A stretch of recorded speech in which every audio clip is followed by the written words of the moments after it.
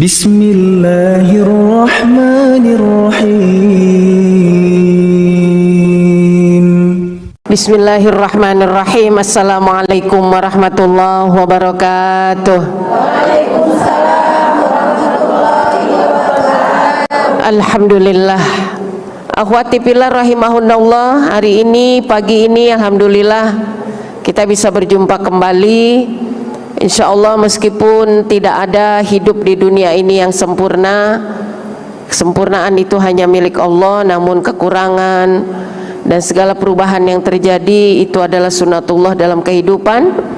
Tapi insya Allah tidak mengurangi semangat kita, istiqomah kita, iman dan Islam kita tetap terjaga.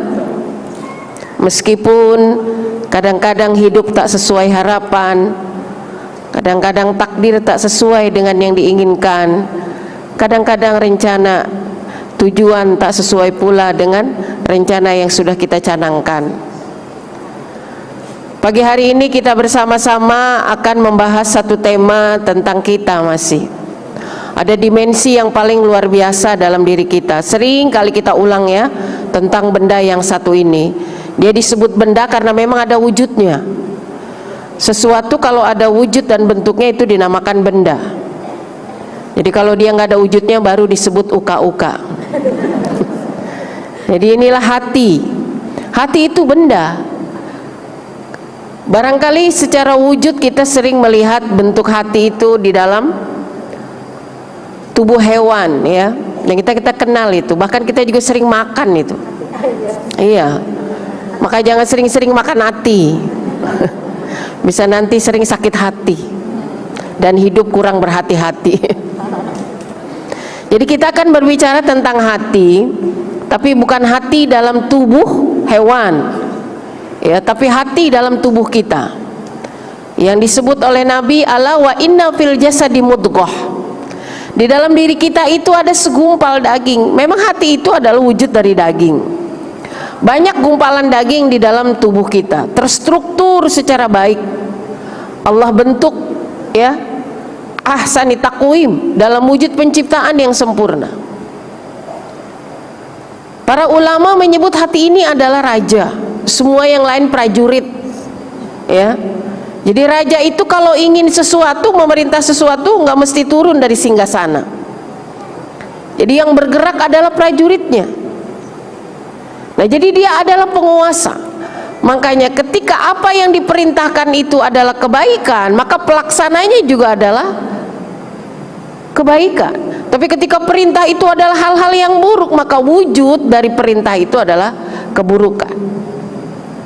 Nah, itu makanya hati itu disebut al-qalbu, qalbun ya. Kenapa dia dinamakan qalbun? Karena dia berubah-berubah. Itu asal kata qalbun. Kadang dia nyaman, kadang dia tidak. Kadang dia bahagia, kadang dia sedih. Nah, itu dinamika hati.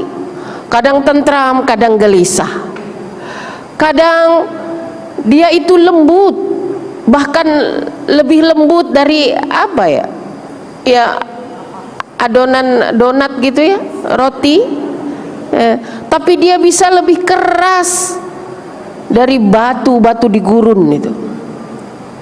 Dan semua perumpamaan hati ini Allah letakkan di dalam Al-Quran, itu Allah berikan ya. Ada 4 macam hati yang Allah sebut dalam Al-Quran. 4 macam hati ini dimiliki oleh kita semua. Yang wujudnya, bendanya itu cuma satu, tapi dimensinya bisa menjadi 4. Wujud yang pertama yang Allah sebutkan di dalam surah Ar-Ra'd ya, Ar-Ra'd itu ya. Allah sebutkan dalam surah Ar-Ra'd ayat 28. Ini bentuk yang pertama. A'udzubillahi minasyaitonir rajim. Alladzina amanu wa tatma'innu qulubuhum bidzikrillah. Jadi wujud yang pertama adalah alladzina amanu wa tatma'innu qulubuhum, hati yang mutmainnun. Apa itu hati yang mutmainnun? Hati yang tenang ya. Tenang. Jadi ketenangan itu kalau ada dalam wujud sebuah benda dipandang juga indah. Danau yang tenang akan memunculkan kedamaian hati yang memandangnya. Raut wajah yang tenang akan memunculkan siratan kedamaian bagi pemiliknya dan juga pancaran kedamaian bagi yang memandangnya. Warna-warna saja ada yang memunculkan ketenangan. Nah, inilah yang dimatakan mutmainnun. Ya. Makanya ketika kita mendengarkan kata mutmainnah, bahkan jiwa pun, ya, karena jiwa adalah perwujudan dari salah satu hidup yang tenang, dipanggil oleh Allah, ya. Ya ayyatuhan nafsul mutmainnah, wahai jiwa yang tenang. Jadi tenang itu dicintai manusia, terlebih lagi Allah Subhanahu wa ta'ala. Makanya ketika emosi pasti kata-kata yang enak kita ucapkan adalah tenang, tenang, tenang. Jadi tenang itu bikin nyaman. Air yang tenang itu memberikan kenyamanan. Tapi ketika air itu memunculkan ledakan kedahsyatan berupa ombak yang bergulung, yang ada di sekitarnya menjadi gelisah, yang menatapnya juga menjadi takut. Inilah lawan ketenangan. Jadi hati pun seperti itu. Jadi dimensi hati ini akan berpengaruh jika dia tenang terhadap jiwa, terhadap keputusan yang dilahirkan, terhadap kata-kata yang dikeluarkan, terhadap perilaku yang diwujudkan, terhadap buah karya yang dihasilkan, terhadap generasi yang dididik dan dibina. Kalau anak-anak dibesarkan oleh orang-orang tua yang jiwanya tenang, maka dia akan menjadi hamba-hamba Allah yang selalu memiliki ketenangan jiwa. Jika dia dibesarkan dalam lingkungan yang sering gelisah, sering emosi, ya sering terjadi polemik, ya kegalauan, nah, tentu ini akan sangat-sangat berimbas bagi mereka. Bahkan bayi pun bisa merasakan ketika ibunya itu tenang atau gelisah, dia bisa merasakan detak jantung. Wah, ini iramanya akan beda, ya. Jadi detak jantung kita ini ketika lagi tenang normal dia, tapi ketika lagi nggak tenang kacau, kacau itu. Dari musik rock sampai keroncong tuh keluar semua. Ya, jantung ini ngikutin irama hati. Gelisah saja, nah ini detak jantung ini udah berbeda. Terlebih lagi takut. Nah, ini udah ya. Maka ini yang pertama ini. Dan ini sudah menjadi rujukan yang paling ampuh, semua orang ingin meraih sana. Jadi sandarannya apa ketenangan itu? Bidzikrillah. Jadi dia punya alat untuk memunculkan ketenangan itu. Yaitu apa? Ingat Allah. Ingat Allah. Ya, jadi kalau udah ingat Allah itu udah selesai semua masalah. Iya betul. Tapi ingatan yang sesungguhnya bukan hanya yang sekedar ingat. Ada orang ingat Allah gitu, tapi ya biasa-biasa aja. Jadi ketika orang ingat sesuatu biasa-biasa aja, itu belum cinta namanya. Jadi saat kita mengingat suami masih biasa-biasa aja gitu, itu perlu dipertanyakan cinta kita saat ini. Istri yang ingat suami tapi hatinya nggak bergetar, wah itu perlu dipertanyakan. Jangan-jangan itu urat sarafnya udah mulai pada kendor. Iya. Jadi kalau mendengar sesuatu yang dicintai, ya itu ada ketenangan. Nah itu udah cinta dalam namanya. Mau nyebut namanya aja sudah rasa tenang. Begitulah apalagi Allah Sang Holik yang Maha Pencipta, yang Maha Kuasa, yang Maha segalanya. Begitu kita sebut namanya, bergetar dalam jiwa kita. Ada ketenangan di sini. Nah, maka inilah hati yang tenang. Tapi yang kita bahas bukan itu, ya. Walaupun yang hadir ini hatinya tenang semua kelihatan. Kalau hatinya gelisah, dia kelihatan mukanya udah celak-celik sana. Apa yang dicari itu? Katanya mau ke masjid tapi gelisah. Duduknya pun nggak pewek kayak gini, seperti ada kecoa di bawah gitu, lari sana lari sini. Nah, itulah jadi terpancar itu ketenangan itu di dalam raga itu, raganya nampak. Maka demikianlah pada saat kita melakukan ibadah sholat gitu kan. Jadi ketika kita sholatnya tenang, dapat tomaninahnya. Tapi ketika sholatnya buru-buru, tomaninah hilang, tahiyat awal lupa. Rakaat apalagi udah jumlahnya nggak karuan. Sing penting sholat kan kayak gitu. Nah ini ya. Tapi sholat yang tenang itu bukan hanya melahirkan gerakan yang manis, ritmenya berirama, tetapi juga hakikat sholatnya itu nyampe. Ya, inilah indahnya jiwa yang tenang. Suami itu lebih senang lihat istri yang tenang dari tanggal 1 sampai 31. Saya senang banget istri saya itu nggak pernah gelisah, Bunda. Oh ya? Iya. Mau dikasih berapa aja tenang dia. Nggak taunya istrinya udah stroke gitu. Dari lembaran merah sampai lembaran putih didiemin aja. Tapi kalau istrinya masih sehat, yakin ada reaksi. Jadi ketenangan itu memunculkan apa? Memunculkan rasa syukur, ya. Ya, maksudnya apa? Ya, tenang yang dimaksud di sini adalah ketika dia pun harus bereaksi, reaksinya itu reaksi yang terkontrol. Orang tenang itu bukan nggak ada aksi ketika ada masalah. Itu jangan-jangan jasadnya emang udah nggak bisa bergerak dia. Ya, tapi ketika memunculkan aksi itu reaksinya adalah, responnya adalah respon yang baik. Ya, meskipun sebetulnya dia ingin mengeluarkan sesuatu yang tidak baik, tapi mengemasnya itu manis. Nah, ngerti kan? Ya, ngemasnya itu manis. Dia protes sama suaminya, kenapa harga sembako naik, uang belanja nggak naik? Kalau ngomong begitu kan suami marah, lah gajiku aja nggak naik, mau protes apa? Tapi manis dia bahasanya. Pak, mbok ya ikhtiar ke jalan lain. Nah, ini kan enak ngomongnya. Padahal tujuannya apa? Minta tambahan. Nah, tapi jiwa yang tenang itu bisa menghasilkan satu protes pun protes yang menyenangkan. Nah, dan itu loh, mimiknya itu nggak sebuah protes yang menakutkan. Nah, jadi ketenangan itu memunculkan bias yang positif. Nah, positif sekali. Ya, jadi upayakan kita berada dalam posisi. Nah, posisi yang kedua adalah, ini juga bukan bahasan kita, hati yang bersih. Ya, bersih itu dambaanmu. Ya, bersih itu milik agama yang mutlak, karena kebersihan itu mudah memancarkan kebaikan. Ya, itu disebutkan oleh Allah di dalam surah Asy-Syu'ara ayat 89. Iya. Ya, illa man atallaha biqalbin salim. Ya, pada saat Allah bicara tentang hari di mana tidak ada berguna, ya, harta dan anak, itu semuanya nyingkir, tapi yang akan manfaat adalah hati yang bersih. Kenapa? Karena yang bersih itu, coba, ya, sesuatu yang bersih itu kalau ada noda, dia akan nampak. Sesuatu yang bersih itu kalau dijadikan sebagai wadah, apa yang terisi itu benar-benar nampak. Kalau kita ingin memasukkan sup kita supaya sup ini nampak lebih indah, bukankah kita akan meletakkannya di mangkok yang transparan itu, sehingga wortelnya nampak, kentangnya nampak, irisan dagingnya nampak, bawang goreng di atasnya nampak. Nah, inilah kebersihan itu. Jadi hati yang akan menghadap Allah Subhanahu wa ta'ala, buah dari ketenangan itu adalah melahirkan kebersihan. Yang bersih ini adalah ajaran agama, yang bersih ini adalah pancaran jiwa. Kenapa? Meskipun dia memantul kotoran, tapi karena ini bersih, itu nyingkir. Tidak mudah suudzon, tidak salpok, ya, galpok, apa tuh? Gagal fokus, ya, salah fokus, kan kayak gitu, salah respon, salah tanggap. Kenapa?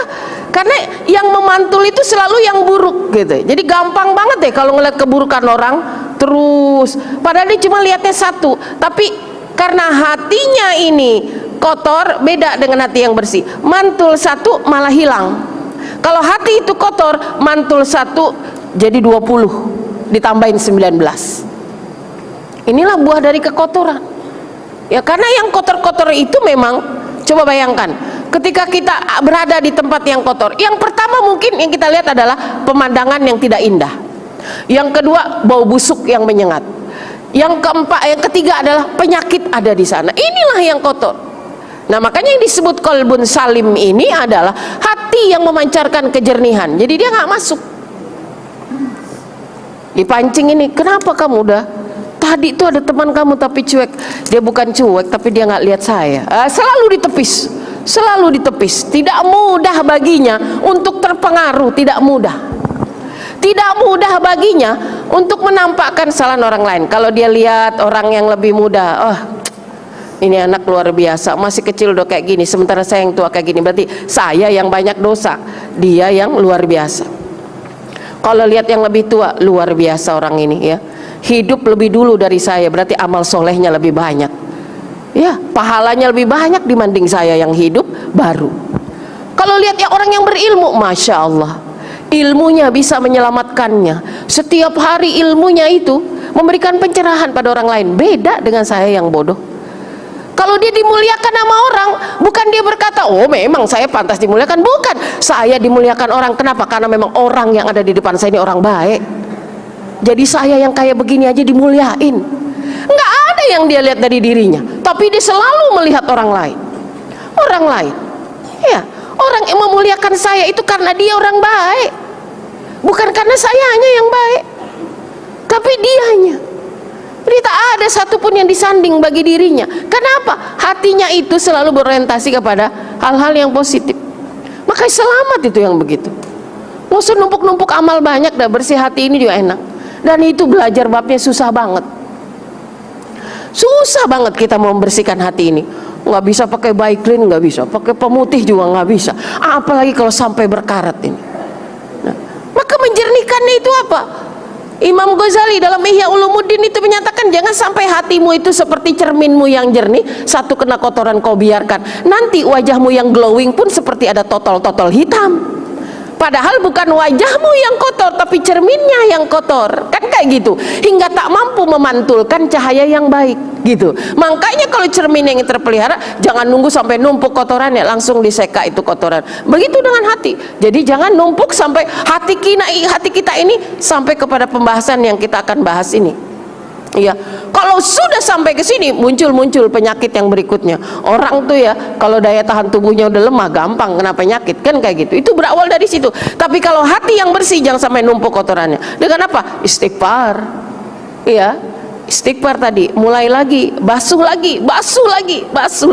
Sebagaimana kita tidak pernah berhenti berwudu, sebagaimana kita tidak pernah berhenti mandi. Ya, terus dan terus kita basuh ini. Sebagaimana wajah ini tidak pernah berhenti kita bersihkan ketika mau tidur, bersihkan pulang dari mana-mana, sesekali dia dimanjakan, sesekali dia direlaksasi, kan kayak begitu. Nah, ini adalah bagian dari jasad. Bagaimana dengan dimensi yang akan mempengaruhi ruh kita. Dengan apa kita membersihkannya? Ya, itu tadi. Minumlah pakai telaga ilmu. Nah, itu. Jadi minumnya itu ilmu, asupannya. Ya, jadi ilmu ini mencerahkan, ya. Apa mencerahkan itu? Whitening ya, iya kan? Di skincare apa itu dia? Fungsinya apa? Whitening kan, supaya glowing. Ah, itulah ilmu yang mencerahkan hati itu, ya. Yang bikin gelap, oh banyak seperti kegelapan yang kita lihat pada fisik kita. Nggak mandi kita 1 minggu, ya. Ya mungkin masih nampak gitu, tapi bagaimana ketika kita seka kotoran ini dalam tubuh kita? Wah, itu udah banyak pasti, apalagi dalam hati kita yang tidak bisa diseka dengan benda, ya. Baik, nah yang berikutnya adalah hati yang berpenyakit. Nah, ini penyakit ada, tapi bukan liver, bukan. Kalau liver matanya kuning, ini matanya jernih semua, nggak ada yang liver ini. Karena yang dimaksud hati yang sakit ini tidak berpengaruh pada kelopak mata, tapi dia berpengaruh terhadap apa? Pandangan mata. Hati sakit itu mandang orang nggak pernah ada baiknya. Makanya kalau kita dipandang sama orang nggak pernah cakep, bilangnya lu sakit lu ya. Laki gue bilang gue cakep, lu nggak bilang gue cakep, sakit ya. Iya. Jadi aku merasa kalau kita udah merasa ini tapi masih ya dia sakit. Jadi jangan berkaca pada orang yang sakit.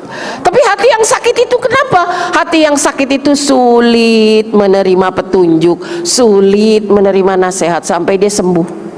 Ya, ini disebut dalam surah Al-Baqarah itu ayat 10. Fi qulubihim marad. Jadi Allah tambah terus sakitnya. Fazadahumullahu marada, ditambah lagi sakit. Ya, jadi kalau hati itu sakit, sembuhkan, cari obat, ya, cari syifa, bukan cari dawa. Ya, kullu da'in dawa, pusing minum obat sakit kepala, kolesterol minum obat kolesterol, itu namanya dawa. Tapi kalau sakit hatinya bukan liver, jangan cari dawa, tapi yang dicari adalah syifa. Nah, syifa itu mana? Syifa itu adalah nama lain Al-Quran, ya. Jadi obat sakit hati itu apa? Quran, syifa. Tuh, maka diobati. Dan di mana nyari obatnya itu? Di tempat yang mengkaji Al-Quran, di tempat orang baca Quran, di tempat orang mengingatkan diri tentang hidup kita ini pada Quran. Semua bersandar gitu. Ya, jadi jangan sampai apa? Jangan sampai Allah terus tambah sakit ini. Mula-mula yang sakitnya sekian persen, ditambah lagi sudah berkepanjangan hingga akhirnya menjadi gelap, ya. Dan maka masuk nih kepada yang keempat, hati yang jelek gitu. Summa qasat qulubukum, ya. Jadi hatinya itu adalah keras. Nah itu udah jelek, itu udah keras. Apa? Udah tanahnya tandus, tidak tembus air, digali berbatu, nggak ada tanaman mau tumbuh di sana. Inilah yang kita bahas, hati yang keras. Qalbun asad, ya. Hati itu sebenarnya wujudnya dia nggak keras, dia kan daging. Berapa sih kerasnya daging? Tapi dia bisa lebih keras daripada gunung batu. Maka ada orang nanya, lebih bahaya mana bunda? Keras hati sama keras kepala? Kepala memang keras, coba ketuk dia, berbunyi dia, karena ini dilipat oleh rangka. Tapi kalau hati diketuk nggak bisa, karena dia terbuat dari daging. Jadi kalau ditanya, ada yang bisa jawab nggak? Bedanya keras hati dengan keras kepala? Lebih enak mana ngadepin orang keras hati dengan keras kepala? Ya dua-duanya rumit itu. Ya. Keras hati itu bisa menyebabkan seseorang sulit tembus hidayah. Keras kepala itu menyebabkan, salah satu hal yang paling nampak dari orang yang keras kepala adalah menganggap pendapatnya, pemikirannya selalu benar. Iya kan? Di keras kepala. Itu istilah, itu keras kepala. Sebetulnya sumbernya apa? Hati ini. Karena semua wujudnya kan ada di fisik gitu. Ya. Dan kita melihat bahwa kekerasan hati seseorang ini, ya, bisa nampak di dalam apa? Perilakunya, caranya bergaul, caranya bersosialisasi. Kenapa sampai mengeras? Ya itu tadi, yang pertama, dibiarkan sakit. Yang kedua, dibiarkan senyap, sepi itu hati nggak terisi. Hingga akhirnya apa? Muncul, masuk hal-hal yang buruk. Dia tertanam di sana, terkontaminasi, jadi seperti freezer gitu ya. Jadi mengakar itu, menjadi keras. Bukan keras bentuknya, tapi keras perwujudannya. Dan Allah sampaikan ini pada kita semua, ya. Di bahaya besarnya dari hati yang keras ini adalah sulit menerima nasihat. Sedangkan hidup ini, kita ini, ya, akan beranjak dari satu hal yang tidak baik menjadi baik, yang baik menjadi lebih baik. Salah satu sentranya, salah satu jalurnya adalah watawasau bil haq, saling menasehati dalam kebenaran. Nasihat itu makanan hati, ya, nutrisi jiwa, sarapan hariannya. Dari tempat ke tempat kita kejar ilmu ini untuk apa?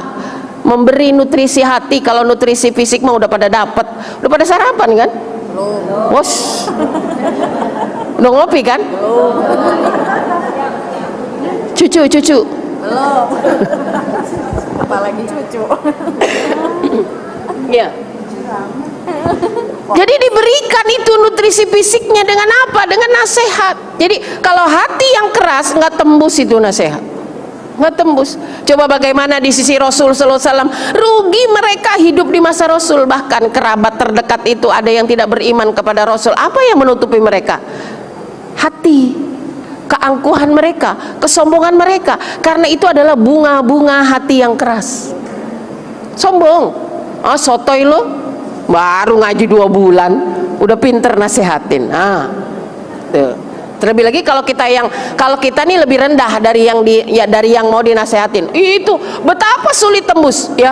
Rasul sallallahu alaihi wasallam itu kan yang lebih tinggi hierarkinya, omnya, ya, para seniornya. Nah, jadi bagi orang-orang yang lembut hatinya, Abu Bakar Siddiq itu dari awal bersahabat dengan Rasul sallallahu alaihi wasallam, beliau tuh lebih tua. Tapi karena hatinya tadi, yang pertama bersih, yang kedua hatinya salim, kolbun salim, ya, yang kedua hatinya tenang, gampang tembus. Sebelum Rasul diangkat menjadi Rasul, beliau itu sudah melihat bahwa di luar SK itu semua, beliau sudah yakin bahwa Muhammad bin Abdullah ini adalah sosok laki-laki yang pantas dijadikan sahabat. Itu aja dulu penilaian Abu Bakar Siddiq. Makanya ketika Rasul Shallallahu Alaihi Wasallam sakit hingga beberapa kali, Rasul menunjuk beliau untuk mewakili jadi imam. Di antara hierarkinya lebih tinggi dari sahabat yang lain. Sehingga begitu Rasul Shallallahu Alaihi Wasallam wafat, sahabat pada bingung siapa yang menggantinya. Mereka semua sudah tahu bahwa pilihan Rasul setelah beliau wafat secara tidak langsung sudah jatuh kepada Abu Bakar. Karena hierarkinya lebih dari sahabat yang lain. Ya. Dan beliau itu tidak pernah disentuh oleh hal-hal yang buruk semasa hidupnya, baik terkait akidah apalagi hablum minan nas. Maka disinilah keutamaannya, ya. Jadi kalau orang gampang, siapa aja yang ngasih nasihat, bahkan anak kalau ngasih nasihat kita tuh terima. Sekarang banyak kita orang tua dinasihatin sama anak, karena bisa jadi banyak anak yang lebih soleh dari ibunya, banyak anak yang lebih nurut daripada bapaknya. Bapaknya makin tua makin dablek. Anaknya gampang banget, nak, yuk sholat, nurut. Bapaknya, Pak, sholat Pak, duluan aja kamu. Pan itu anakmu udah hafal sekian juz. Nggak ada rasa malu gitu sama anak gitu. Nggak ada, begitulah orang tua. Dia menganggap saya ini orang tua, kan nggak gitu. Tapi bagi hati yang bersih, walaupun ini anak saya, dia lebih muda, yang seharusnya saya yang berikan nasihat. Tapi kenapa? Karena anak, apa yang keluar dari bibirnya, apa yang keluar dari lisannya adalah kebenaran dan kebaikan. Legowo orang tua nerima. Orang tua pun pusat kesalahan, jangan menganggap jadi orang tua itu benar terus menerus. Ingat Nabi Allah Ibrahim alaihissalam, iya, menasihati orang tuanya bahwa setiap orang tua itu bukan sumber kebenaran. Orang tua dijadikan oleh Allah itu supaya benar, iya, tapi tidak setiap orang tua bisa menjadi orang tua yang benar. Ya, kadang-kadang anak lo gimana ya, kok punya orang tua kayak gini. Ya, bahkan kita yang ngelihat aja, gimana orang tua kayak gini kok punya anak kayak gini ya. Ini hidup kan kayak gitu. Ini pancarannya apa? Dari hati. Jadi kalau diberi nasihat sama anak kita pesantrenin 6 tahun, pulang dinasihatin sama anak, anaknya dibentak. Itu yang bodoh anak apa emaknya? Emaknya. Kalau anaknya tampil di medsos, betapa bahagianya dia. Tapi ketika anak tampil dalam lingkungan keluarga, terabaikan. Itu. Ya. Jadi kita melihat sini, oh ya itu anak saya yang ngomong, Ma. Ya. Kalau berpakaian tuh jangan seperti itu. Nih Allah perintahkan gini-gini. Wah itu kan mamanya. Kamu masih bau kencur nasihatin mama yang udah bau bangke. Nah itu kan. Iya bau tanah. Nah, ada istilah seperti itu. Jadi hudil hikmah min ayyi wi'ain kharajat. Ambil nasihat itu dari manapun sumbernya, bahkan musuh sekalipun yang di depannya kita gengsi menerima nasihatnya, begitu jauh dari pandangan matanya, bisa jadi hati yang bersih menyatakan benar apa yang dikatakan oleh musuh saya tadi. Benar itu. Seperti Abu Sufyan, ya, yang selalu sebenarnya merasa oh benar ini Muhammad, benar, tapi dia belum siap untuk meninggalkan egonya. Ya, jadi jangan jadikan hati kita seperti itu. Tanda-tandanya apa?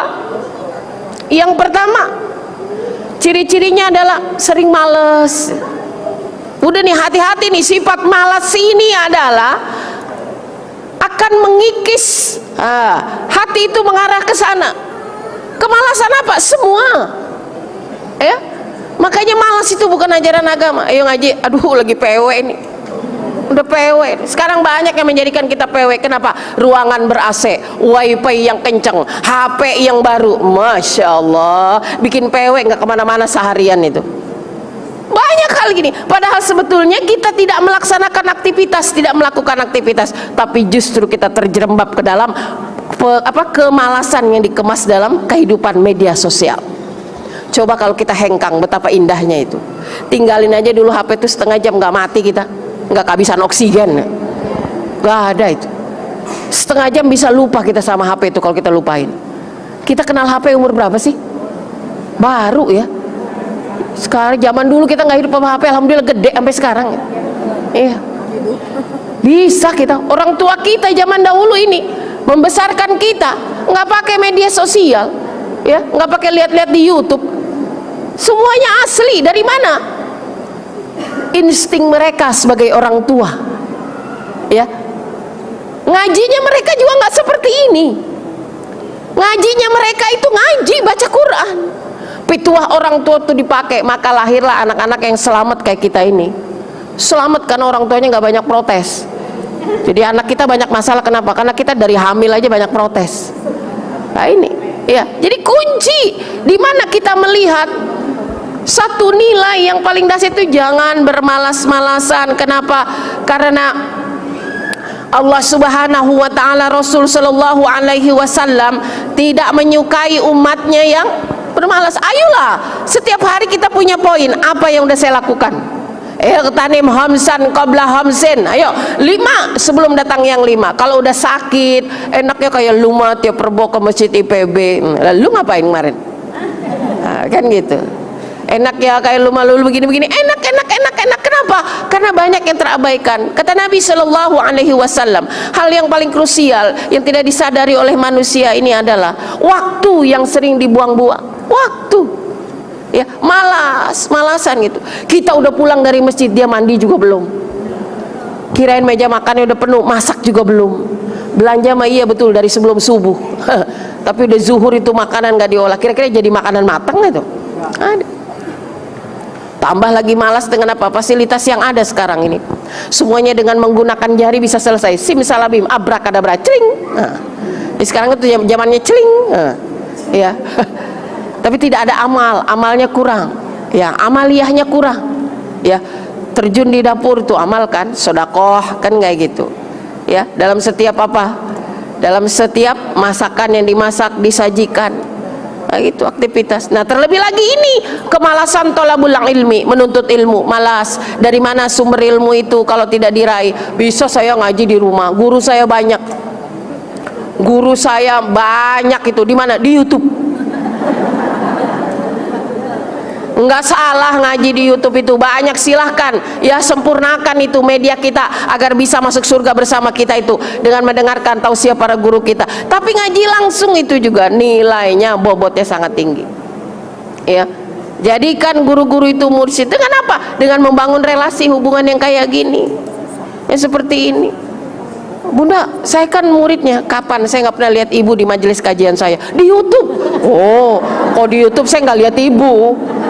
Iya, di YouTube saya nggak lihat ibu. Pantesan kita nggak pernah ada reaksi, nggak pernah ada mata yang saling berbalas menatap kayak gitu. Nah ini, jadikan, singkirkan itu.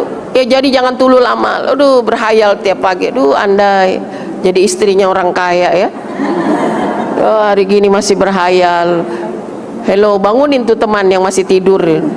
Hello, enggak gitu. Nah, di tahun 2002 ini rambut sudah beruban, kulit sudah mulai keriput, dengkul sudah nggak lama ditekuk,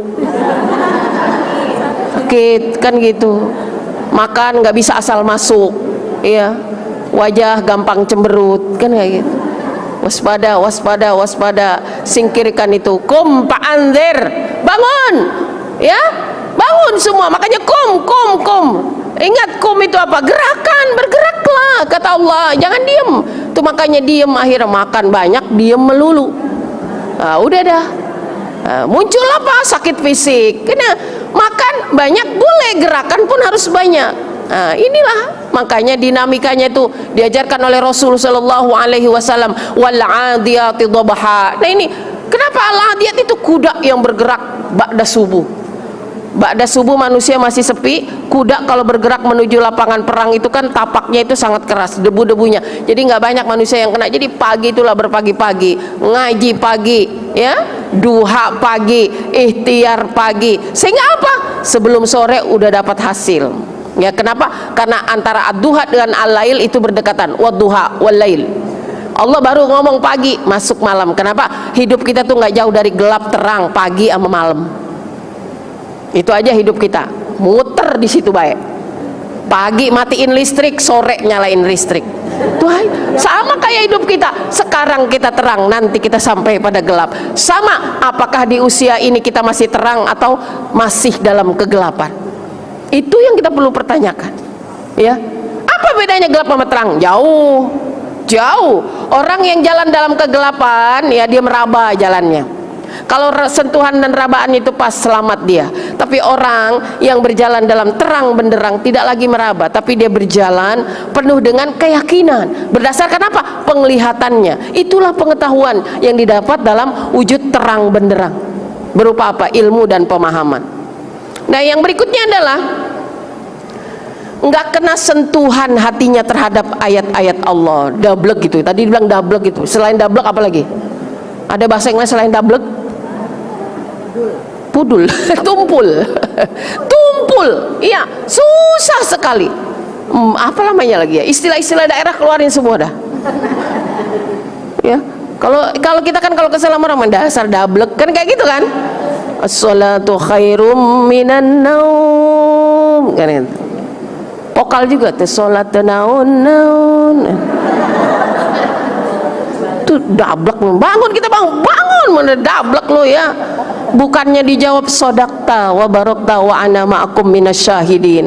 Itu kan, aku membenarkan dan aku bersaksi dan aku bersama-sama orang yang menyaksikan ini. Betul bahwa sholat itu lebih baik daripada tidur, kan kayak gitu ya. Kembali lagi pada tadi ya, singkirkan semuanya. Jadi kita menuju kepada apa? Pada ayat-ayat Allah nih. Jadi kalau ada orang dibacakan ayat Allah itu bergetar. Itu dalam surah Al-Anfal itu ya, ayat 2 ya. Innamal mu'minuna alladzina idza dzukirallah. Orang-orang mukmin kalau disebut nama Allah, wajilat qulubuhum, jiwanya bergetar. Wa idza tuliyat alaihim ayatuhu zadatuhum imana, imannya nambah. Wa ala rabbihim yatawakkalun, dan hanya kepada Tuhannya mereka bertawakal. Jadi tingkat tawakal itu udah begitu mendengar ayat itu muncul keyakinan. Begitu mendengar bacaan ayat optimis muncul. Getaran jiwa itu memunculkan bias gitu. Jadi bukan biasa-biasa saja. Ya ada orang ngaji tuh, tahu itu orang ngaji bukan nyanyi, bukan gitu maksudnya. Tapi ayat yang dibacakan melalui kalam-kalam Allah itu menyentuh dalam jiwanya. Maka coba kita cari dalam diri kita ini. Jika ayat Allah belum menggetarkan jiwa kita, kita perlu bertanya ini. Berarti hati kita tuh keras. Iya. Jika kita misalnya sholat berjamaah nih, imamnya ngaji, kita ikut nangis. Ini kebanyakan kita nangisnya di Mekah doang. Imam ngaji, kenapa? Imamnya suaranya bagus banget. Iya, suaranya bagus, kita bisa ikut menangis. Dari mana kita menangis? Ngerti bacaannya, apa yang dibaca oleh imam. Atau kalau kita tidak mengerti, tahu kita bahwa yang dibaca ini adalah ayat Allah, digaungkan dengan kalimat yang baik, dengan suara yang indah. Makanya ketika kita membaca, imam membaca ayat, kita diam, dengarkan, menyimak dari apa yang dibaca oleh imam itu. Dengan tujuan apa? Supaya hati kita lembut, hati kita yang keras itu mencair. Ibarat es itu direndam pakai air itu, mencair, dicairkan, diluluh lantakkan dengan ayat-ayat Allah. Ya, jadi banyak orang-orang yang duduk lunglai itu ketika mendengar ayat-ayat Allah. Masya Allah. Jadi coba-coba kita telaah, ya. Banyak riwayat-riwayat, nanti kita sampaikan di sana. Yang berikutnya apa? Tidak takut pada ancaman Allah. Udah bergaung tuh ancaman Allah, ya. Ancaman berupa apa? Balasan dari perbuatan keburukan itu adalah apa? nerakanya Allah, kerugian besar, apalagi nestapa di yaumil akhir. Masya Allah. Tapi mereka nggak punya rasa takut. Rasa takutnya itu, rasa beraninya itu kelihatan emang sama kita. Apakah dia menantang Allah? Tidak nampak sih, tapi dengan dia tidak melaksanakan perintah Allah, berarti dia nggak punya rasa takut terhadap kabar-kabar yang Allah sampaikan di Al-Quran. Ya, azabku sangat pedih, ya, siksaanku sangat nyata, ya, banyak hal nanti yang menakutkan. Sampai di surah Yasin, hadhihi jahannamul lati kuntum tu'adun. Ini makanya orang-orang kafir nanti sebelum mereka dijebloskan langsung ke neraka, mereka diajak wisata dulu keliling neraka. Ini loh, ini neraka jahanam yang dulu kamu ingkari.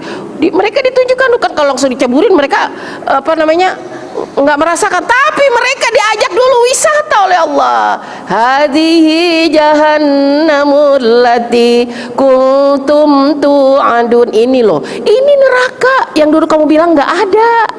Keliling mereka, belum diceburin udah nangis darah mereka. Itu makanya kita kan kalau mau bikin shock orang tuh kayak gitu dulu, dilihat dulu mereka diperlihatkan. Dari mana? Dari hati yang keras diperingatkan dulu. Kayak apa neraka jahanam? Memang ada. Kayak gitu. Kayak apa siksaan? Memang ada. Makanya perumpamaan itu. Rasakan ini, belum dimasukin kamu lu, baru dilihatin adegannya. Adegan nanti kamu akan di sana. Kenapa ada adegan seperti itu? Allah ingin menunjukkan bahwa apapun yang dikabarkan oleh Allah melalui ayat-ayatnya itu nyata nanti, nyata. Bahkan dalam hidup saya kita udah merasakan. Dalam hidup aja kita udah bisa merasakan sekarang ini. Orang yang jauh dari Allah, Masya Allah, kita lihat kok ya Allah, kok dia nggak ngambil pelajaran ya? Kenapa rezekinya jadi sempit? Kenapa rumah tangganya jadi morat marit? Kenapa hidupnya jadi pailit? Kenapa dia nggak mau melihat bahwa dia tuh sebenarnya jauh dari Allah?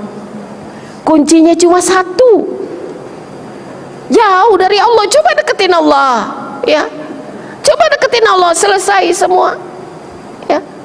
Gak ada ketentraman yang bisa diraih, lari kemanapun, harta segunung pun tapi jauh dari Allah. Berlimpahnya harta tak menjamin kebahagiaan, iya. Meskipun harta salah satu cara bahagia, tapi dia bukan segala-galanya kan. Ini prinsip yang kita pegang. Jadi jangan sampai nih hati kita nih mati. Makanya fungsinya apa? Baca Quran nih. Ketika kita baca Quran, ada getaran nggak dalam hati kita? Pada saat kita mana? Bismillahirrahmanirrahim. Dari situ aja loh. Ingat, kamu akan membuka ayat-ayat dengan menyebut nama Allah Maha Pengasih, Maha Penyayang. Jadi jangan ngedumel-dumel, jangan ngomel-ngomel ya. Hari ini belum dapat rezeki kan kayak gitu. Rahman Rahim, nama nih, oksigen nih. Oksigen, Masya Allah. Ya, saya punya ayah jantungnya tinggal 30%, itu disiapin oksigen 2 tabung di sebelahnya. Masya Allah. Siapin oksigen 2 tabung yang harus siap siaga diisi gitu. Kalau gerakannya terlalu over, dia kekurangan. Jadi rasanya agak kosong katanya. Jadi kita cepat-cepat pacu dengan oksigen. Jadi sekarang sampai saya bingung itu masang tabung oksigen itu kayak gimana, karena selama ini tidak pernah menggunakan. Tapi setelah ada keluarga yang kekurangan, sambil muter tuh oksigen, berderai air mata, ya Rob, kalau saya dari bayi harus beli oksigen tiap hari, 1 tabung kecil itu hanya bertahan kurang dari 2 jam.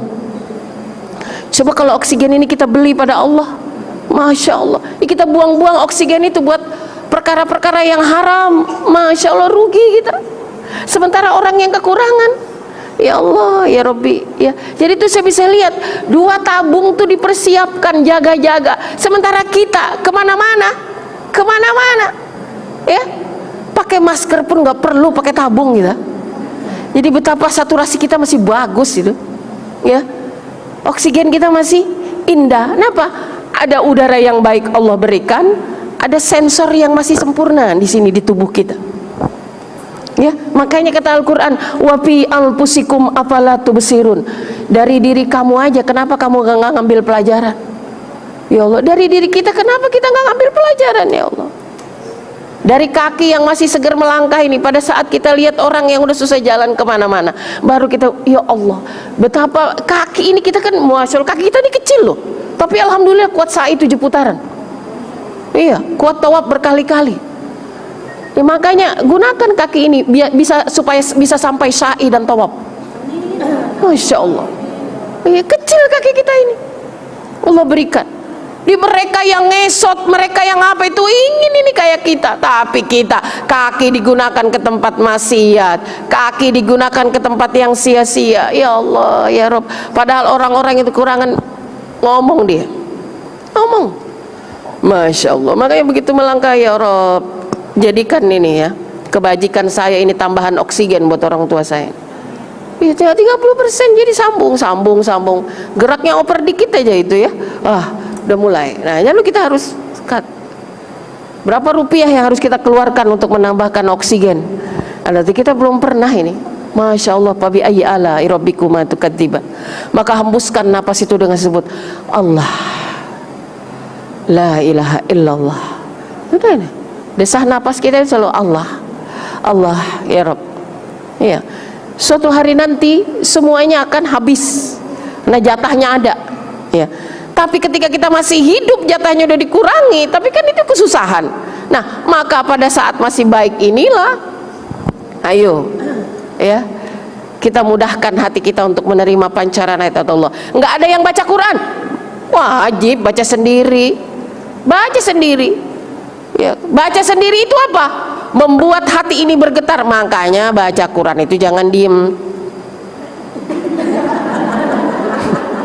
Kata suami begini, "Mah." Suami, "Mah." Tapi kan kalau kita ngaji, "A'udzubillahi minasyaitonirrajim." Suami tahu, oh, ayang beb lagi ngaji.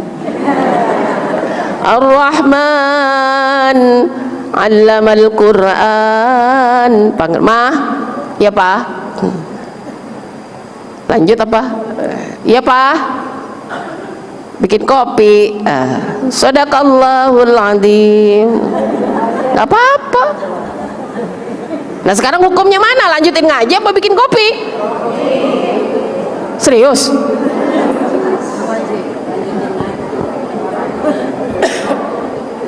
Lanjutin ngaji apa bikin kopi?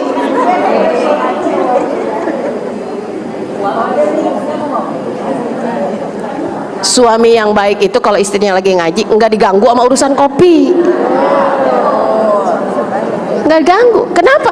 Dia bisa kok bikin sendiri, bisa. Setuju? Tadi kenapa bikin kopi?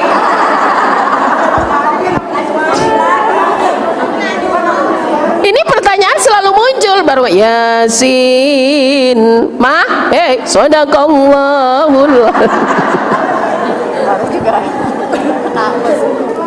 Kupenuhi panggilanmu. Baru Yasin. Iya Bunda, nggak apa-apa, Yasin juga kan balasannya huruf bukan lembar. Jadi diganggu bikin kopi. Kalau istri lagi ngaji, suami manggil ngaji apa bikin kopi?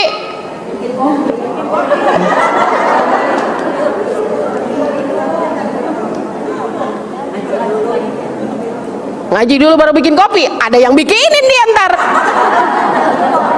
Suami yang baik kalau istri lagi ngaji, dia nggak pakai manggil istri bikin kopi, bikin sendiri. Kenapa? Karena bikin kopi bukan kewajiban istri. Bengong dia.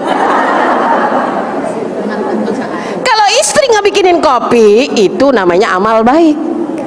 Iya. Tapi kalau suaminya tahu, Masya Allah istri saya lagi ngaji, bikin aja sendiri. Tiba-tiba istri udah ngaji, "Pak, kok udah ada kopi?" "Iya, bikin tapi nggak enak." Nah, gini nih Pak, diajarin cara meraciknya seperti ini Pak. Jadi airnya masuk ke sedikit dulu Pak, diaduk dulu sampai kental. Setelah larut baru ditambahin, nggak sekaligus penuh. Teori itu dipakai sama dia. Besok kalau istrinya ngaji, nggak diganggu-ganggu lagi. Iya. Kenapa? Karena disinilah posisinya mesti ditempatkan dengan baik. Ngaji hukumnya wajib sunnah. Ngaji hukumnya wajib sunnah. Yang jelas jawabnya. Ngelayani suami wajib apa sunnah? Wajib. Bikin kopi wajib apa sunnah? Lah, sunnah. Jangan-jangan video ini kalau ditonton para bapak marah deh. Waduh, Bunda Yati ngajarin bikin kopi nggak wajib katanya. Tidak wajib Pak. Tidak ada di dalam rukun nikah itu istri wajib bikin kopi, nggak ada kan? Nggak ada, nggak ada. Ya, tapi ketika istri melayani suami, amal baik itu. Tidak melayani suami dalam apa? Kebutuhan biologis, itu yang berdosa, ya. Karena itu dia nggak bisa kerja sendiri. Kalau kopi bisa dikerjain sendiri. Kalau kebutuhan yang satu itu dia harus berdua sama kita. Iya, dia nggak bisa single tapi mesti double, gitu ya, paham?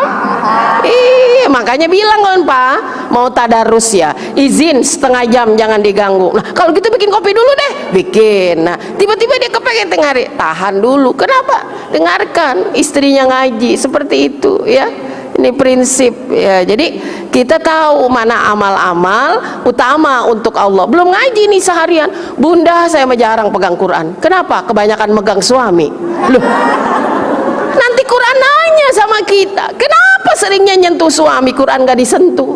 Ya, berikanlah waktu ya, bagilah semua porsinya secara seimbang ya, musyawarahkan bersama, nanti jadi kebiasaan. Kalau suami lihat abis subuh istri saya tuh ngaji, udah tahu waktunya dia jam segini ini hari Rebo dia lagi ke botani, udah tahu. Jadi sering nggak ada juga, kemana nih orang ya, udah tahu. Meskipun lupa izin istri yang udah tahu rutin, tapi juga kita jangan berkhianat. Nah inilah prinsip yang dipegang dalam bangunan relasi suami istri. Yang kemudian apa ciri-ciri hati yang keras yang berikutnya adalah cinta dunia, hubbud dunia wa karahiyatul maut. Apa di dunia yang dia dambakan harus bisa dia raih. Kalau nggak diraih dia frustasi, kalau nggak diraih dia galau, pokoknya harus dia raih. Saya tuh kalau punya kemauan mesti terwujud, tidak mesti ya, tidak mesti hidup tuh seperti itu. Tidak usah ngoyo. Yang perlu kita ngoyo adalah ilmu nih, ilmu, tuntut dia. Makanya yang dituntut itu ilmu, bukan suami, Bu. Kan saya tuntut kamu Pak, tuntutlah ilmu, bukan tuntutlah suami. Salah, iya kan? Tuntut itu ilmu, artinya nuntut apa sih? Kemana sampai kemana? Botani, ya, tuntut dia. BNR, tuntut dia. Mana-mana masjid-masjid yang lain, kejar, dituntut itu. Ya, jangan kenapa? Karena kita bisa takutnya nih lalai, hubud dunia, udah kalau udah nyaman sama dunia, masya Allah. Ingat nggak Firaun? Saking dunianya udah berlimpah, ngaku-ngaku dia Tuhan, ya Allah ya Rob. Qarun lihat ya, lupa dunia, lupa akhirat. Kenapa? Kenyamanan di dunia, terlalu nyaman hidup, melupakan kematian ya. Doa kita itu disuruh seimbang. Atina fid dunya, minta dunia itu hasanah. Dunia yang hasanah itu yang kayak gimana sih? Dunia yang hasanah, dunia yang hasanah itu hidup dunia meliris untuk hidup hari esok, yaitu apa? Kematian, hidup yang akan datang. Maka akan tercipta hasanah itu dengan sandaran apa? Karena dunia ini mazra'atul akhirah, tempat menanam untuk di akhirat. Jadi ketika dia berkata baik, berbuat baik, berumah tangga baik, punya anak dididik yang baik, punya tetangga menciptakan kebaikan, punya teman melahirkan kebaikan. Semuanya itu hidup yang hasanah tuh kayak gitu. Bukan hasanah itu berlimpah harta. Kenapa? Banyak orang punya harta tapi hidupnya nggak hasanah. Harta banyak tapi teman sedikit, iya kan? Rumah gede tapi nggak ada yang mau mampir. Pencet bel yang bunyi, kalau macam bunda mencet bel bunyi kayak gitu, kabur gue. Sorry banget gue. Memberi salam yang nyautin anjing kan kayak gitu. Tapi ada rumah biasa-biasa aja, itu temen kalau udah di situ kagak pada mau bubar. Ada apanya ini rumah ya? Ada peletnya. Nah, itu kenapa? Ya, karena ada perasaan cinta. Cinta yang lahir dari mana? Cinta yang lahir karena Allah, bukan dipoles dengan harta. Jadi jangan mampir ke rumah saya dah, rumah saya mah kecil, sempit, mungil. Udah gitu suami nggak kemana-mana lagi. Nah, orang pengen mampir malah dilarang, nggak pede katanya sama rumahnya. Teman bersahabat tuh sekian tahun nggak pernah tahu rumahnya. Ya, giliran sakit dia nutup pintu, nggak mau. Kenapa? Dia nggak mau temannya tahu tuh sampai banyak tentang dia. Kenapa? Begitu temannya datang, wow, ternyata rumahnya tak sesuai tampilannya. Kenapa? Kenapa? Karena kita tuh seakan-akan kita hidup di dunia maya, padahal ini dunia nyata. Ya, hidup tuh sesuai dengan kenyataan, bukan mengada-ngada. Capek ngada-ngada. Ya. Jadi ukurlah kemampuan kita. Teman mau ke rumah, monggo, memang ini rumah saya. Jangan teman mau main bukan dikasih tahu rumahnya, rumah omnya. Kenapa teman mau dibawa ke sini? Rumah saya nggak pede. Jangan berbohong. Ya. Jadi inilah saya apa adanya. Memang begini rumah saya. Jadi kalau dia nyaman, dia akan datang lagi. Kalau tidak, kita udah kasih tahu. Ya. Jadi buatlah bangunan relasi itu untuk menciptakan apa kebaikan, karena dibalut cinta yang benar-benar. Sahabat kita nggak akan meninggalkan kita hanya karena rumah kita kecil, karena dia tahu hati kita luas meskipun rumah kita kecil. Jadi jangan bersahabat kalau belum tahu rumahnya. Ini setiap teman mau ke rumah ditolak mulu, kenapa? Mohon maaf saya masih ngontrak. Lah emang itu rumah bunyi kalau dia datengin, assalamualaikum, mohon maaf ini rumah ngontrak, nggak ada. Ya, kontrak juga kapan itu bayar. Ya, jadi nggak ada alasan jangan minder, jangan apa dengan rumah yang kecil. Aduh saya mau malu. Nah, apa yang kita bawa simbol ini atas dasar apa? Atas dasar ketakwaan. Jadi nggak usah lihat merek-merek gitu. Kalau udah menyatu dalam hubungan persaudaraan, persahabatan, dunianya disingkirkan, meskipun memang dunia itu menjadi bagian hidup kita. Jadi kalau udah seperti itu kita minder. Yang minder itu apa? Aduh kamu mah itu polung mengajinya udah tinggi, pagi ngaji, siang ngaji, bis maghrib ngaji, itu yang kita malu. Saya mau malu kamu ngaji, Rebo ngaji, Kemis ngaji, Sabtu, Minggu masih ngaji, sementara saya enggak. Itu yang wajib malu. Saya malu diberikan anak begini, rezeki begini, tapi saya hidup saya masih kurang syukur. Sementara kamu diberi ujian begini-begini, muka tetap glowing, alis enggak turun-turun. Ini saya malu sama kamu, itu resepnya apa? Malu yang kayak gitu, ya Allah. Padahal secara akumulasi ya, hitung-hitungan matematika, Allah lebih kasih nikmat lebih banyak menurut saya. Tapi kenapa hidup saya seperti ini? Itu yang mestinya malu. Kita malu bukan karena masalah dunia. Nah kalau kita sudah mendominasikan dunia, itu tadi munculnya minder, malu. Kenapa nggak mau ngaji? Wah kalau ngaji di situ mau orang-orang kelas high semua. Mana ada pengajian kelas high? Nggak ada. Semua yang ngaji itu orang miskin. Ngerti? Ya, semua yang ngaji itu orang miskin. Miskin apa? Ilmu. Ya, jadi sama kita semua ini. Ya, semua yang ngaji ini adalah orang-orang yang butuh. Dari siapa? Ilmu. Kalau tidak ada yang butuh, mau ngapain ini yang punya ilmu? Dibakar nanti sama Allah Subhanahu Wa Taala, ilmunya nggak manfaat. Ya. Maka jalan kemanapun selagi masih diundang, jalan. Kenapa? Itu orang nungguin ilmu. Nungguin ilmu ini berarti orang yang butuh. Kalau kita punya ilmu, kemudian kita pasang-pasang tarif ilmu kita, orang yang butuh kayak itu, manfaatnya apa ilmu? Nggak ada. Udah bakar aja itu ilmu yang kamu punya. Ya, disampaikan pada manusia ya minta harga. Kayak gitu. Ya kan? Jadi Allah kasih ilmu, sampaikan. Kenapa? Banyak orang yang butuh. Ini secara materi mah ini orang kaya semua. Kenapa disebut orang kaya? Lah orang-orang pada ke pasar, dia ke masjid. Orang kaya kan? Oh nanti mereka datang ke pasar, pulang bawa uang, kan datangnya bawa dagangan, pulang bawa. Datang ke masjid bawa uang nggak? Bawa. Pulang nambah nggak? Belum tentu. Kurang ya. Kalau dari masjid langsung ke tetangga sebelah. Nah ini. Nah, tapi Allah berikan apa? Manfaat. Yang bawa dagangan ke pasar pulang bawa uang, yang datang ke masjid pulang bawa ilmu. Makanya ketika yang jarang ngaji datang, ya, kamu kan sering ngaji, sering dengar apa guru-guru di botani nyampein, Bunda Yati, Ustadz Hilman, Ustadz Deba kayak gini, ya jadi guru. Jadi guru di mana? Di lingkungannya. Jadi ilmunya manfaat lagi. Jadi ilmunya menghiasi kehidupannya. Nah ini, jadi al-ilmu nurun, ilmunya jadi cahaya. Di lingkungan RT-nya, dialah cahaya baginya. Ya. Padahal kalau udah ngumpul sama Bunda ini redup dia. Tapi begitu ke kampung, dia bercahaya.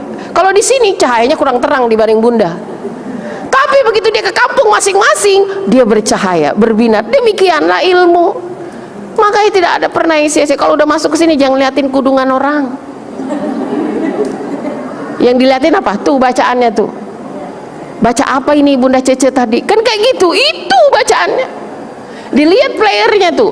Hari apa ini temanya? Kayak gitu. Kok kita kelihatin kudungan, belinya di mana itu ya? Ya, sudah. Jadi jangan salah fokus ya.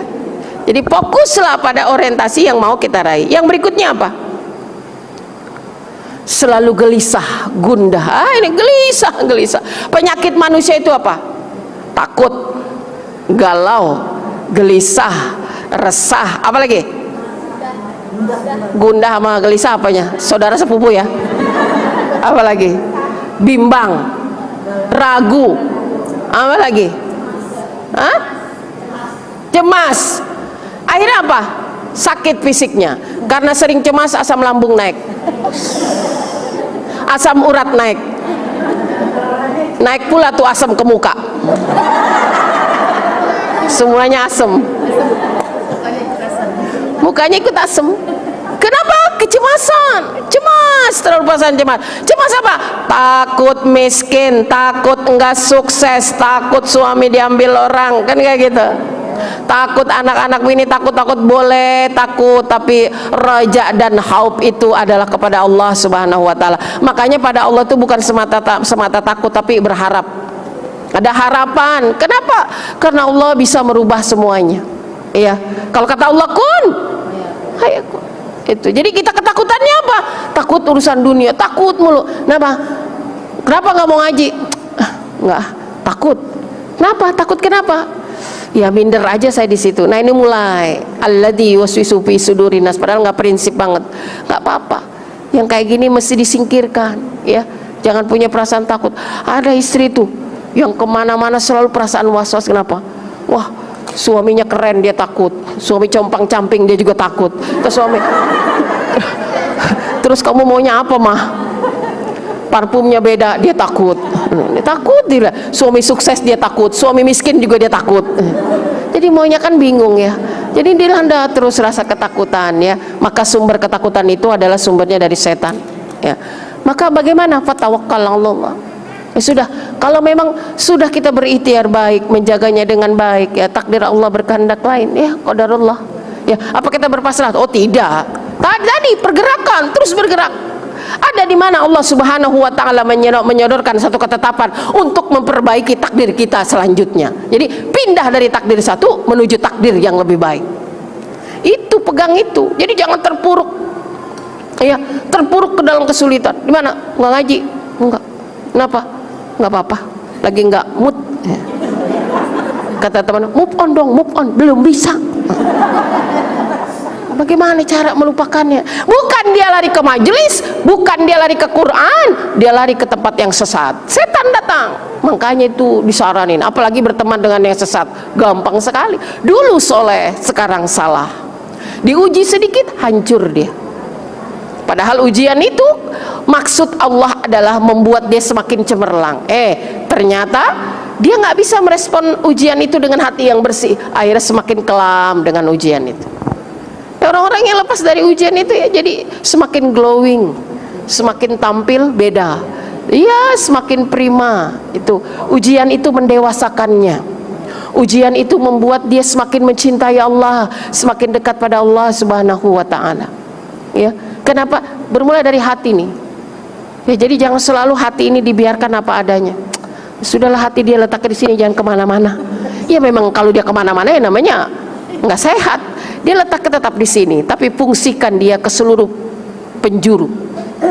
Biaskan dia kemana saja, di mana saja kita berada.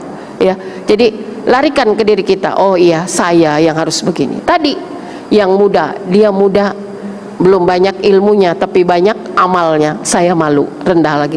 Dia tua, banyak pengalamannya, kaya ilmunya. Saya orang baru, siapalah saya? Ya, saya begini bukan karena saya, tapi karena saya punya teman-teman yang baik.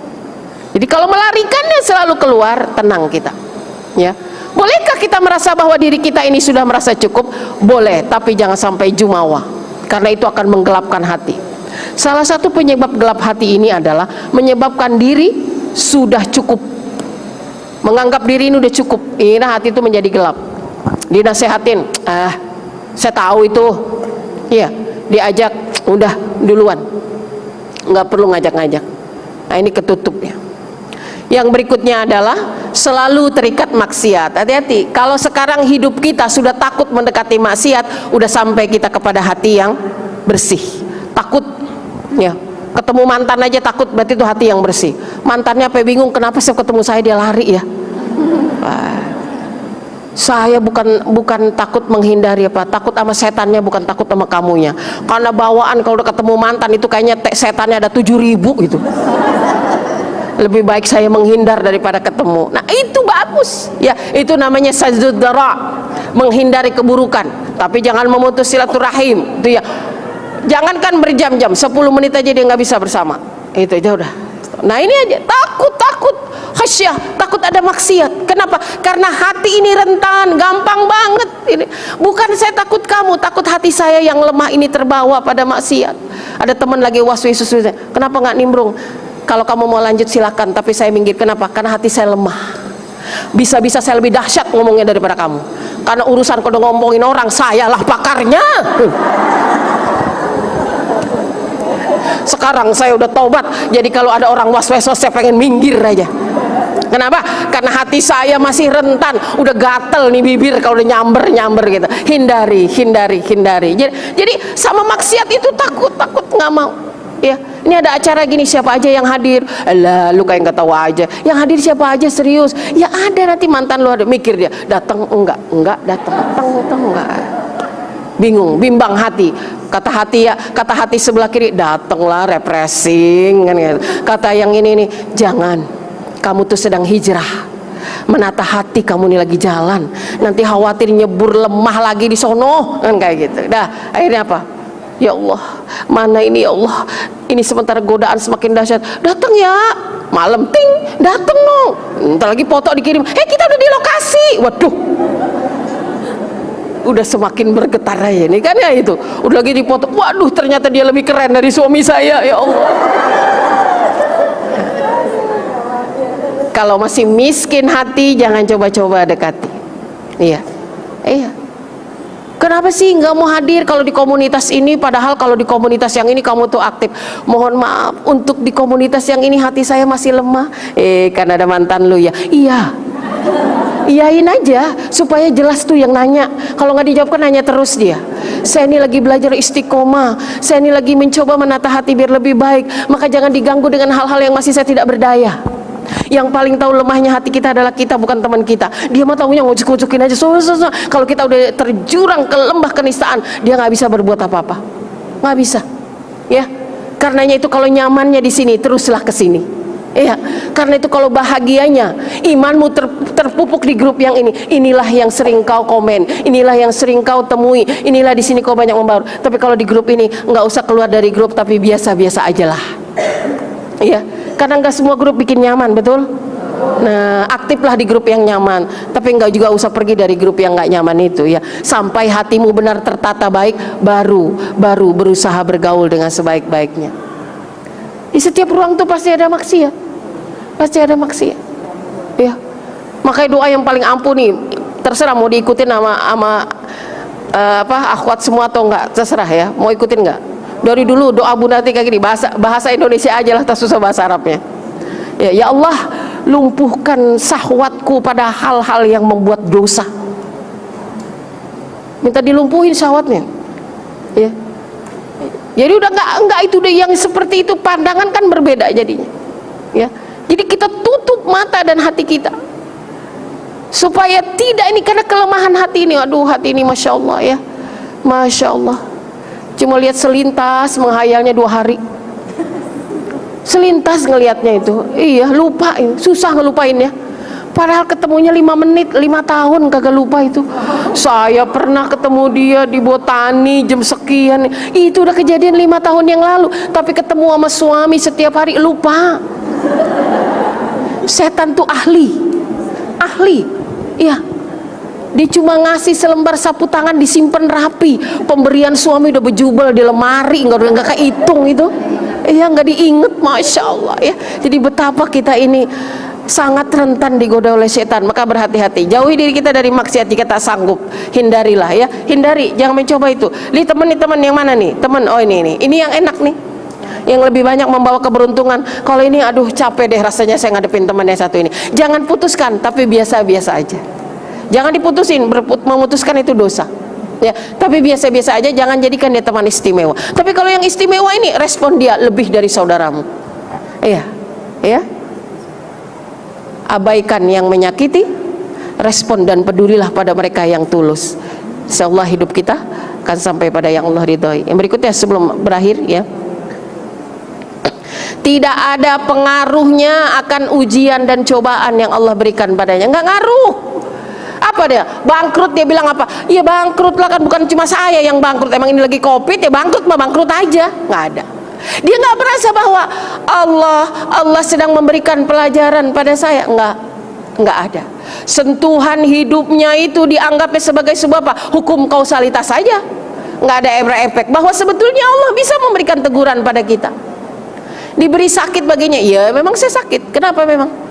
Orang saya makannya nggak benar jadi saya sakit. Nah, itu aja pikirannya. Tapi bagi orang-orang yang bersih hatinya, jiwanya tenang, sakit itu adalah nikmat baginya. Kenapa? Penggugur dari dosa-dosa. Iya. Pada saat dia sembuh, kesehatan kembali, dosa tidak kembali. Jadi sakitnya dibikin tenang. Tapi kalau orang yang tidak memancarkan cahaya, hatinya keras, dia sakit menyalahkan Allah. Sakitnya dianggap hanya sebab akibat.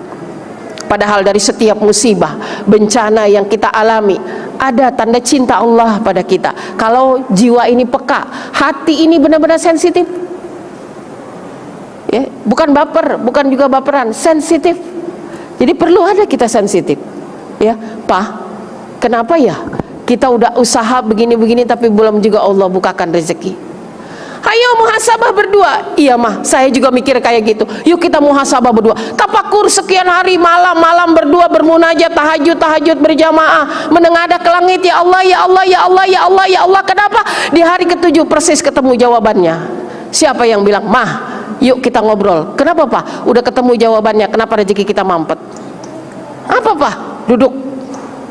Ingat nggak? Kenapa? Tahun 2017. Ada apa Pak? Saya pernah ngomong, kalau boleh dihitung, lebih dari 10 kali 2017 saat emosi saya masih labil, sering ngomong cerai sama kamu. Belum rasa suaminya, kan gitu. Dianggapnya apa? Kata-kata itu biasa aja. Pulang lo ke rumah mak lo sana. Jangan macam-macam, ntar gue ceraiin lo. Nah, itu kan ngomong kayak gitu. Itu dianggap sebuah omongan karena faktor emosi, karena faktor jiwa yang belum stabil.